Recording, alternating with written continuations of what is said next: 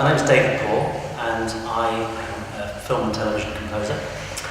And I started actually in the world of sound effects rather than film music or any kind of music, really. I had a musical upbringing. I went to a very musical school, which was Wells Cathedral School.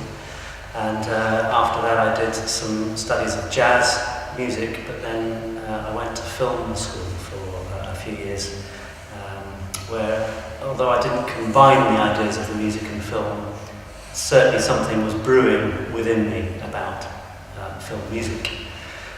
When I came out of the film school, I actually started working for a sound design company, using some of the cutting-edge sound, digital sound equipment that was around at the time. This is in the late 80s and very early 90s. And so I had the opportunity to use some very cutting-edge equipment to do sound effects and getting those bits of the film together. But the equipment itself was actually musically based. It was a sample-based piece of equipment called a synclavier. And so I had the opportunity to write in my spare time music with this equipment when it wasn't being used for the sound effects. So I was given an opportunity to write a piece of music for a film, which I did in my own time. And so I sort of got more out of this equipment by writing music than I did out of doing the sound effects. So I eventually moved more into the musical side of things for film rather than sound effects. And that sort of developed from there.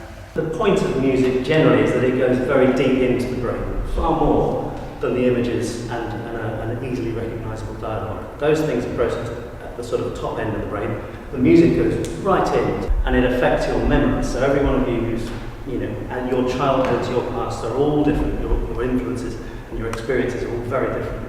So the music will affect all of you in a different way, depending on what experiences you have had.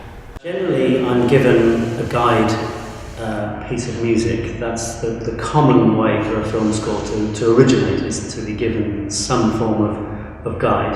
You either take that or completely ignore it, but it gives you an idea of what the director is actually asking for. It's his thoughts prior to you actually starting work, so it's a good way of him. Generally, the director won't be able to talk in terms of any kind of musical knowledge, the technical side of music, so they don't give you anything specific in terms of a key or an instrument or whatever, but they may say, well, this music I really liked, so they will have put that perhaps on the film to start with, to set the ball rolling.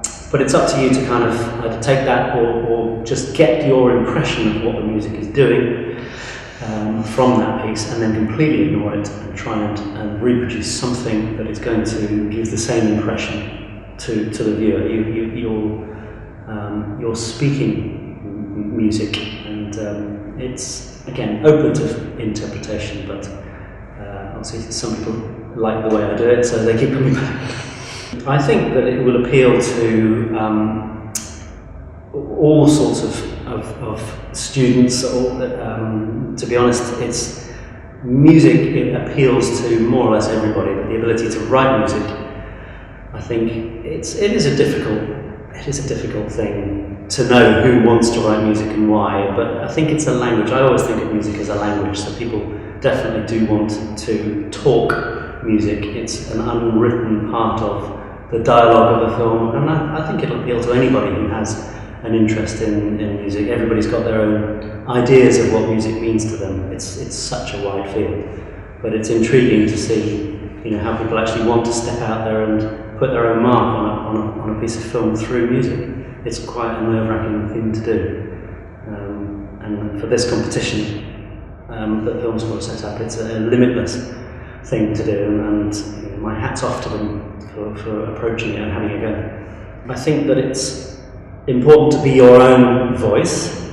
It's very important to have originality as far as you can have in your writing. You don't have to necessarily write the best piece of music that you can imagine. I think that the point of the competition is to write something which enhances the film to the best that it can be. So it's you are definitely working within the realms of the film, so you need to enhance what the story of the film is doing.